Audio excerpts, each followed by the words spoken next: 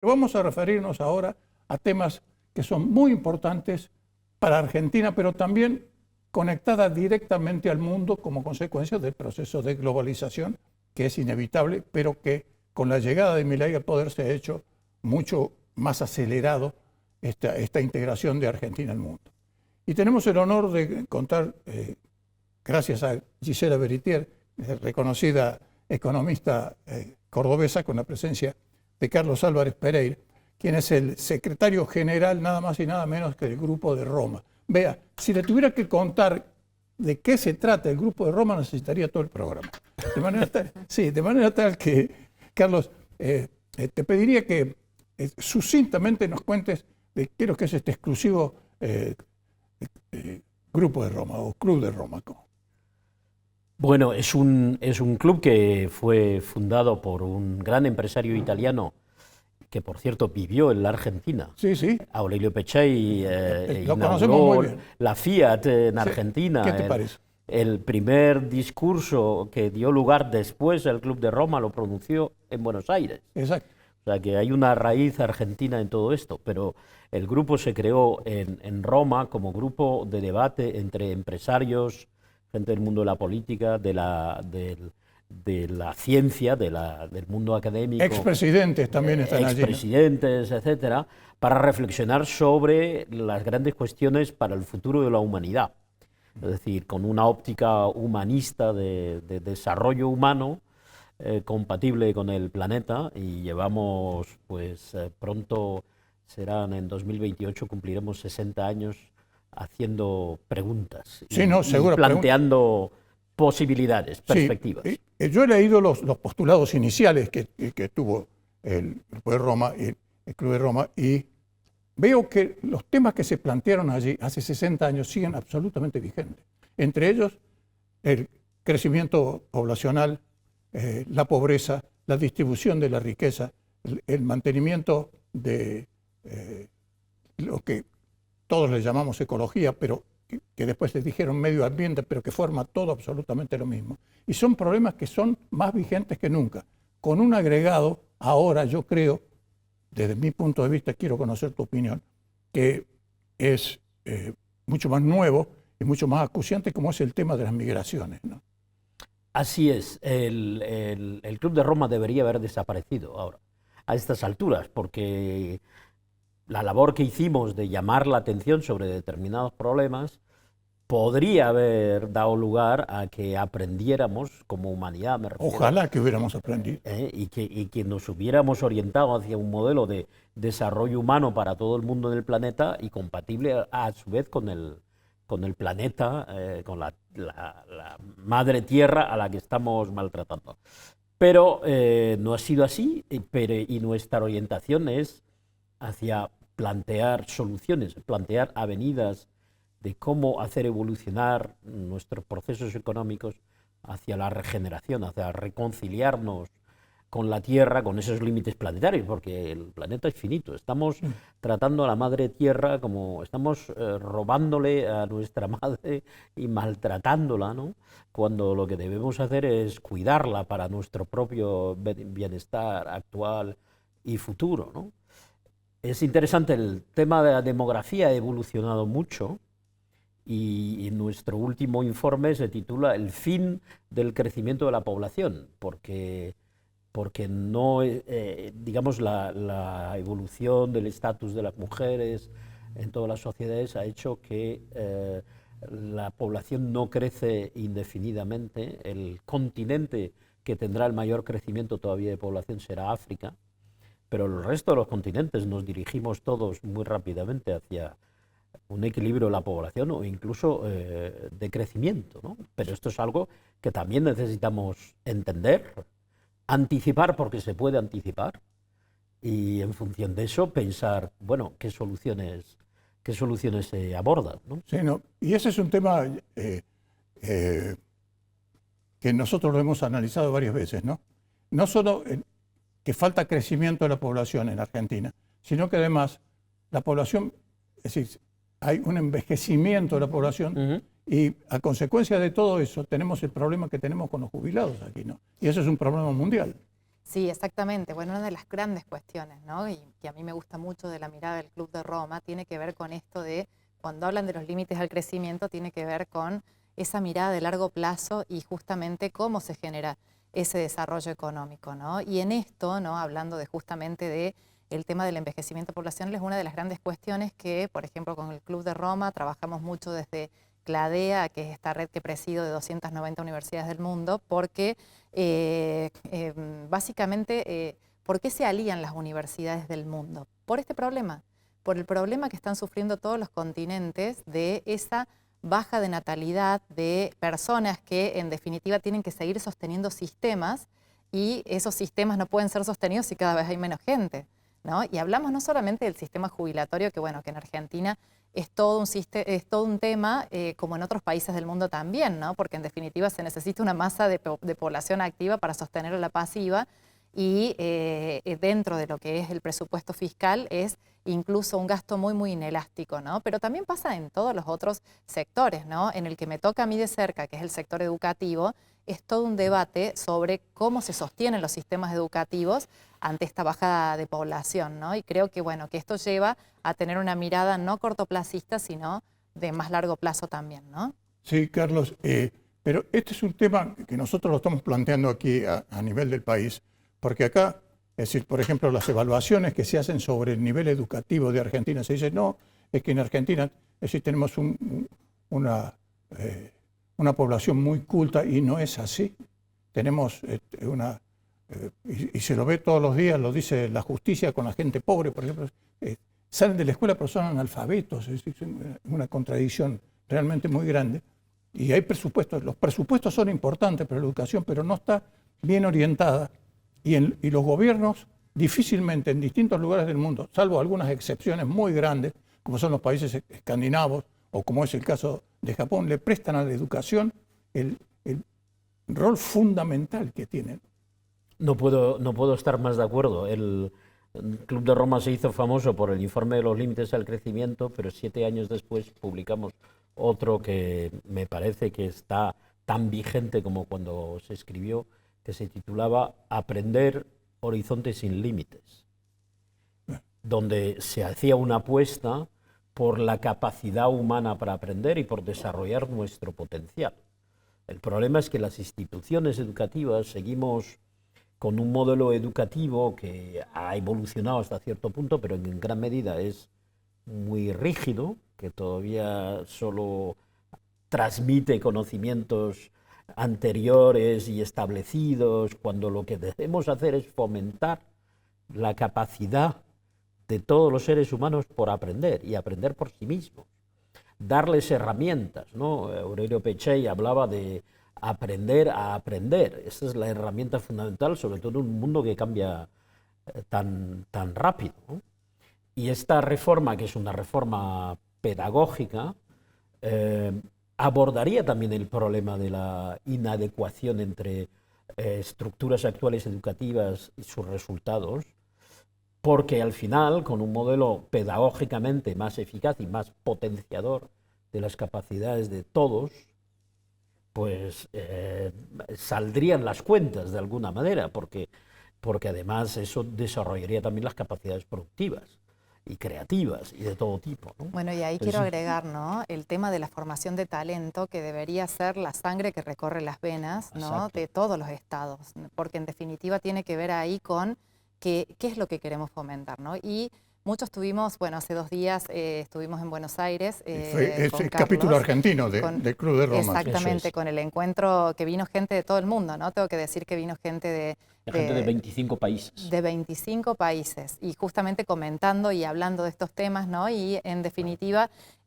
uno de los paneles tuvo que ver justamente con la educación y cómo hacemos para generar esa, o que en realidad esté vigente esta formación de talentos, ¿no? Y ahí creo que esto de aprender a aprender tiene que ver con cómo enseñamos, ¿no? Y sobre todo enseñar más desde la acción. Justo el gran debate hoy es cómo la inteligencia artificial va a cambiar no solamente el modo que hacemos los negocios, sino también cómo nos educamos, cómo nos movemos, y no es que cómo va a cambiar, ya lo está cambiando, ¿no? Y en definitiva... Está absolutamente presente. Todo presente, ¿no? En los sectores privados, en los sectores públicos, en los sectores educativos también, ¿no? Entonces allí Creo que la clave es, bueno, estábamos justo antes de entrar aquí hablando de inteligencia artificial, pero con personas, ¿no? Y cómo esas personas aprenden, y aprenden desde la acción, ¿no? Donde en definitiva estén con situaciones verdaderas, con momentos, o sea, con situaciones donde en realidad estén expuestos ante el desafío y a partir de ahí empiecen a desarrollar habilidades tan necesarias para un mundo como hoy, ¿no? Y después, una segunda cuestión que tiene que ver con este debate es el sentido de agencia, pero agencia entendido como el formar agentes, ¿no? Y estos agentes tienen que ver con el liderazgo y agentes de cambio. Y no hace falta ser el líder número uno de un país, sino con que transformar las realidades, por más pequeñas que sean, pero en realidad para el bien, ¿no? O, por ejemplo, esto de, hablando de la regeneración ecosistémica o a través también de la sostenibilidad, los niños con tan poco, ¿no? Que aunque se les enseñe cómo manejar la recolección de residuos, de algo que parece tan simple puede tener tanto impacto, ¿no? Entonces tiene que ver con formar agentes de cambio, ¿no? Y este sentido y esta urgencia es, bueno, parte de los debates, claro, estas conversaciones que hay que tener. Sí, exactamente. Yo creo que ese es el quid de la cuestión. Pero fíjate, voy a hacer una digresión que tiene que ver con esta reunión. Si revisás los diarios argentinos, casi no lo nombran a esta reunión, con la importancia que tiene el Club de Roma en el mundo entero y el prestigio que tiene. Lo que pasa es que tiene muchos detractores. Entre ellos está nuestro presidente, que no quiere saber nada con el tema del control del ambiente. ¿Cómo lo ve eso, Carlos? No me voy a meter con vuestro presidente, esto no... Bueno, pero que él está informado del tema es una ceguera. Y cada vez que puede, les pega, ¿eh? Lo sé, sí, habla de nosotros y no bien, ¿no? Pero yo lo siento.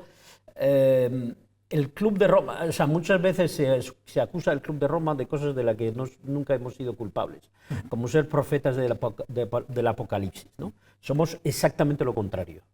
Es decir, gente que promovemos capacidades de análisis y de análisis a largo plazo, con pensamiento sistémico, y en función de eso proponemos vías de solución desde el humanismo, desde la perspectiva de la humanidad en su totalidad, ¿no?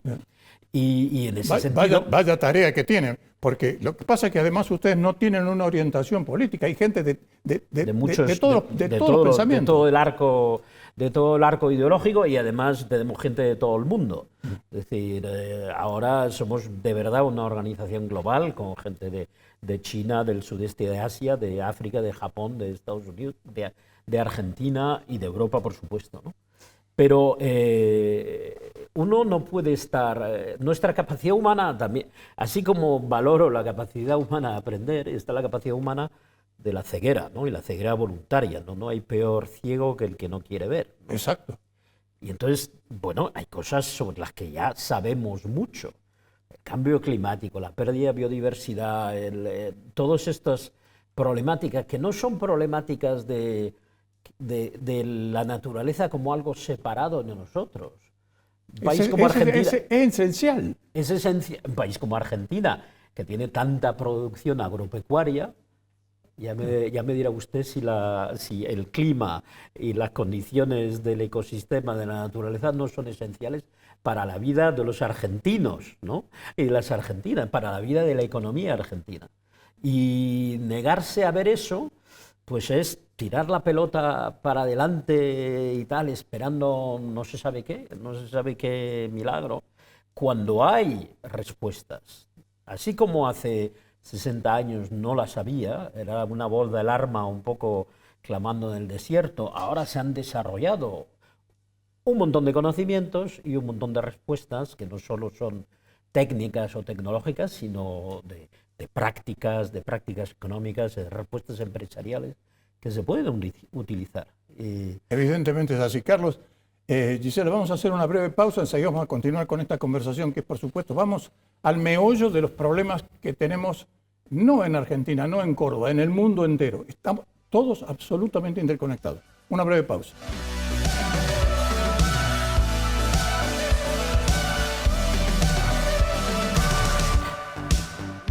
Bueno, continuamos este diálogo sumamente jugoso con un personaje como Carlos Albert Pereira, que es nada más y nada menos que secretario ejecutivo del Club de Roma, y Gisela Beritier, economista, que es la responsable en realidad de que yo tenga el honor en este programa de tener a un invitado de tu categoría, Carlos. Recién hablaba yo de la forma en que un hombre tan impulsivo, tan fuerte como Milei, es decir, no le gusta la forma en que ustedes llevan adelante. Pero además tienen otro enemigo que siempre les pega, que es nada más y nada menos que Donald Trump, ¿no? Bueno, a lo largo de la historia del Club de Roma hemos pasado por muchas etapas, ¿no? De ser muy escuchados a ser muy ignorados, ¿no? Pero nosotros Porque seguimos... fíjate, uno de quienes primero lo apoyó fue David Rockefeller, que es americano, ¿no? Y hubo una etapa en la que, con los límites del crecimiento, los políticos en Europa, también en Estados Unidos, el presidente Carter, Claro. se hacía eco de lo que decíamos. Pero ¿no? lo que pasa es que para Trump, Carter es muy mala palabra. No, claro. Pero ya el presidente Reagan ya dijo, no hay límites al crecimiento, ¿no? En ese mecanismo de taparse los ojos de la ceguera que ella decía, es un mecanismo muy humano, ¿no? Se puede entender humanamente, ¿no? Es decir, lo que ocurre es que hay que reaccionar a las situaciones y en particular mucha gente se ha tomado lo que hicimos como predicciones sobre el futuro. Nunca fueron predicciones, fueron escenarios de futuro para decir si seguimos de esta manera vamos mal, pero podríamos hacer otra cosa, ¿no? Entonces es un poco como las tragedias griegas, ¿no? Exacto. Y lo que pasa es que la tragedia griega se cumple, lo que pasa. Uno se la ve venir. Pero ahí voy. La lección de la tragedia griega es, hay un oráculo, ¿no? Que hace una profecía de que algún desastre va a ocurrir. Entonces el protagonista lo que hace es reaccionar desde el miedo a ese oráculo, ¿no? Intentando evitarlo, y al final se acaba cumpliendo.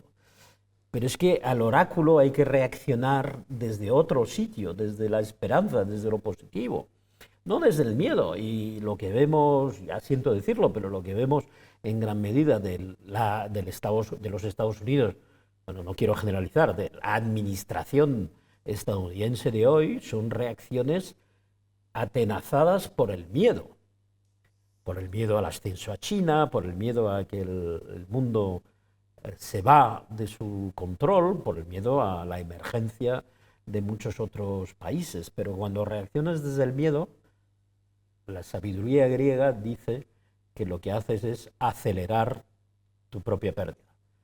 Y claro, exactamente. Y fíjate lo que está sucediendo ahora, que había alguien que estaba adormecido un poco, que se llama Vladimir Putin, y se ha metido para decir, muchachos, párenla. Es decir, se ha metido Putin. Falta China todavía, Sí. que es una de las principales afectadas porque la gran parte del petróleo de Irán sostiene la economía china. Y ya, por ejemplo, Donald Trump le cortó el suministro, digamos así, a granel que había del petróleo venezolano a los chinos. Es decir, estamos en un momento donde organizaciones como las de ustedes, que son unas ONG que no quieren saber nada con los políticos, es decir, le dicen, señores, ustedes en lo suyo, nosotros en la nuestra. Inclusive ustedes se han atrevido a criticar a las propias Naciones Unidas, es decir, porque han dicho que las Naciones Unidas son inefectivas. Es decir, ¿cómo ve esta coyuntura? Es decir, Esta coyuntura, y ahí viene mi provocación hacia ustedes en positivo, lo que nos dice es que están pasando cosas muy interesantes, muy positivas, y vemos momentum, vemos energía en muchos otros sitios. Es decir, en el centro de este sistema internacional hay muchísimo pesimismo, mucho miedo. Estados Unidos está haciendo lo que hace, Europa no sabe qué hacer, seamos sinceros, no sabe qué hacer. China sí sabe lo que hacer, siempre piensan a largo plazo, es una civilización que está de vuelta, ¿no? Ellos no empezaron ayer, tienen miles de años y tal. Y ahí se ve ya una energía. Mi provocación es, ¿y qué pasa si pensamos que América Latina pudiera ser la vanguardia de la humanidad en esta... Tenemos todas las posibilidades. Ahí está. ¿Por qué? Pero tenemos que, como dices tú, lo más importante es que nos quitemos las anteojeras. Ahí está, porque desde el punto de vista del nivel de desarrollo humano y del nivel de huella ecológica, tienen ustedes una combinación bien interesante que les puede permitir transitar hacia un modelo de civilización ecológica que va a ser mucho más complicada en otros sitios donde los europeos, los norteamericanos, ¿cómo vamos a renunciar a todas las comodidades que tenemos, ¿no? Y a todo el sobreconsumismo que tenemos? Y entonces, y cuando digo América Latina, en particular digo Argentina, y sé que suena muchas veces raro, ¿no? La primera vez que dije esto estaba en Colombia, y la gente me mira como diciendo, ¿pero qué dice este hombre? Que además es español, ¿no? O sea, un español que viene a América Latina a decir, ustedes pueden ser la vanguardia del mundo. Solo hace falta, como dices, ¿no? Que quitarse las anteojeras y atreverse a creerse. Bueno, ustedes los españoles vieron aquí el Nuevo Mundo. Es decir, eso lo pensaron aquellos. Cuando Sí, vieron sí, los de primeros hecho, sí. conquistadores, cuando vinieron a América, dijeron, esta es la tierra prometida, y efectivamente sí. yo creo que es así. Yo creo que es así. Lo que pasa es que hay unas desigualdades muy grandes contra las que ustedes luchan. Es decir, Sí. el Club de Roma, uno de los objetivos fundamentales es lograr que la gente viva mejor. Así es, pero porque estamos convencidos y además tenemos estudios propios y estudios hechos por otros investigadores, etcétera, que dicen es posible dar una vida decente a todo el mundo, que haya prosperidad general dentro de los límites planetarios. Ese escenario es posible, pero no se puede llegar a eso de cualquier manera. Y no se llega a eso de la manera en la que vamos, y seguro que Gisela tiene elementos para confirmar esto. Hace falta un nivel de equidad, no digo de igualdad, en el sentido de todo el mundo por igual, no, digo de equidad. Hay muchas religiones que han plantado la igualdad y hasta el comunismo planteó la igualdad y era una utopía, pero equidad es una cosa totalmente distinta. No, y en esto, Gustavo, sí quiero agregar, ¿no?, que junto con el Club de Roma y otras organizaciones venimos trabajando en una iniciativa que se llama Transformar la educación en negocios para el florecimiento, que tiene 100% que ver con esto, ¿no?, de que el sur-sur se anime a creérsela, ¿no? Hoy, antes, hace unos años atrás se hablaba mucho de que tenía que haber una unión norte-sur porque el norte tenía que incluir al sur. Y ahora se ve justamente la potencialidad del sur global como, o ante un norte que justamente ahora está languideciendo, como el sur global para generar esa potencia y ese músculo. Y esta iniciativa, que está formada por empresarios, cámaras empresariales, por ONGs, por nuevos sistemas, como por ejemplo Sistemas B, que tiene que ver con las nuevas economías y además también cómo se regeneran, ¿no? Bueno, y otras personalidades que hemos tenido, se viene reuniendo todos los años en la Universidad de Fordham en Nueva York. Este año, en diciembre, la reunión fue en ESADE, en la Escuela de Negocios, una de las escuelas de negocios más reconocidas en el mundo, pero que está situada en Barcelona, donde se planteó todo este debate, y lo más interesante es que se presentan todos los sectores, ¿no? Sectores públicos, privados, ONGs, educativos, en tratar de ver cómo se puede llevar toda esta discusión justamente a la acción, ¿no? Y este año incluso vamos a estar organizando este workshop en Cladea, en Montevideo, que va a ser la última semana de octubre, y bueno, donde van a participar varias organizaciones también, donde miembros del Club de Roma van a estar impartiendo este workshop, ¿no? Pero creo que, bueno, que esto de que hay que animársele, y también, bueno, desde el Club de Roma se está motorizando una iniciativa que tiene que ver con transformar la educación en negocios. Sí. De hecho, ya en los años 70 hubo la Fundación Bariloche. Exacto.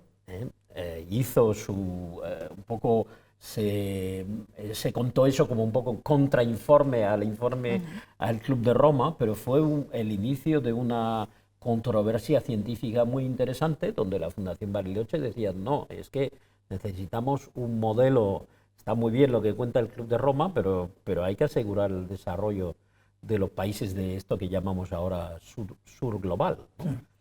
Entonces, de alguna manera estamos revisitando o proponiendo ahora el Club de Roma diciendo, no, créanselo, y además tienen ustedes las capacidades, los talentos, los pensadores, pero también las prácticas sobre el terreno, en el ámbito de la agricultura regenerativa, del cuidado de los suelos.